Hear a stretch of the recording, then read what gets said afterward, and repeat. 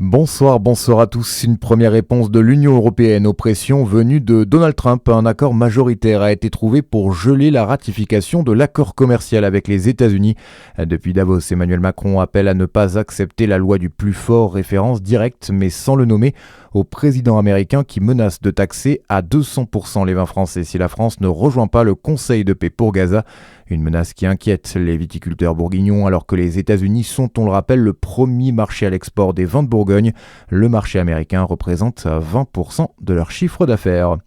L'enquête avance plus d'un mois après l'incendie criminel du collège Champollion à Dijon. 5 suspects dont 4 mineurs ont été interpellés. Leur profil tend à confirmer l'hypothèse d'un lien avec le trafic de drogue selon le procureur. Les suspects n'étaient pas scolarisés dans l'établissement. Il pourrait s'agir d'une action commanditée en représailles aux actions menées dans le quartier pour lutter contre le trafic de stupéfiants. Un appel à la grève lancé chez Divia. Les perturbations s'annoncent toutefois assez faibles ce jeudi sur le réseau de transport en commun dijonnais. Près de 94% des départs seront assurés selon Keolis qui précise que seuls les bus pourraient être légèrement impactés. Il est attendu pour l'été 2026. Le nouveau centre de santé de Dole se dévoile petit à petit dans le Jura. Prévu pour juin, il proposera une offre de soins diversifiée et portée sur le territoire. En ce début d'année, l'heure est au recrutement. Cédric Chazal lance un appel aux professionnels de santé de la région. On est en campagne de recrutement qui devrait nous permettre de lancer très officiellement le recrutement à destination de médecins et de chirurgiens dentistes notamment. On espère pouvoir recruter jusqu'à 6 médecins généralistes, 7 à 8 médecins spécialistes, 9 omnipraticiens en chirurgie dentaire et un chirurgien en orthodontie.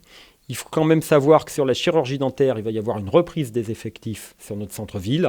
Sur la médecine, on a actuellement 4 touches sérieuses. Dans les semaines qui viennent, peut-être qu'on va pouvoir envisager la signature de promesses d'embauche. Des propos recueillis au micro de Charlie Chevasson.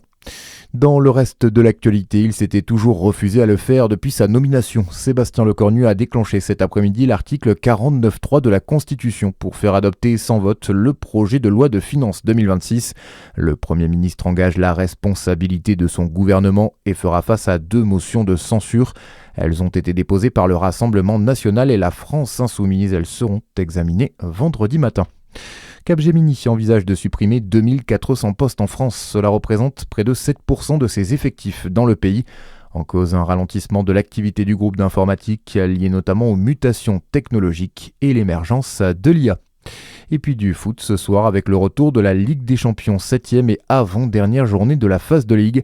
Le PSG se déplace sur la pelouse du Sporting Portugal et Monaco fait face au Real Madrid.